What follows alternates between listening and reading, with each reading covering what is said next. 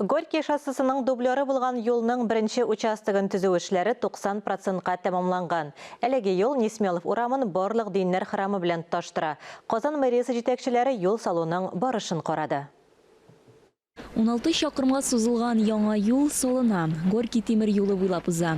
4 полосалы юл 2 яктан да 2-шәр полосалы була. Җәяүлеләр һәм спорт сөючеләр өчен велосипед юллары белән тротуарлар да ясала. Протяженность первого Yolun birinci ilişi 6 şakırım 200 metre ızınlıkta.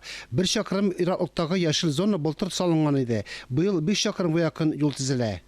Юлның беренче комплексы Несмелов урамы белән Бишбалта бистәсе күперен тоташтыра. Ә юлның икенче комплексы барлык диннәр корылмасына кадәр бара. практически работы. Yolga asfalt düşəy işləri 90%-ka başqarılğan indi. Marşrutlu yaktortu boyunca da işlər devamlanıb gələ. Kommunikasiyalar şiltlərin salı axırına yaxınlaşa. 10 kilometr ızınlıkta tıpa ötkərgişlər ulaştırıldı. Строительство дублера Горького шоссе. Горький şossesinin devamını tizü istinekli yöneliş bulup tura. Biz zor Kazan bıcırasının şirattagi etapların tizüünü devam etəbiz.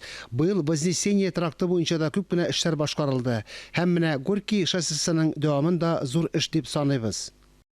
Юл имин һәм сыйфатлы юллар ил күләм проекты буенча төзелә. Ул федераль әһәмияттәге М7 трассасы белән тоташтырыла.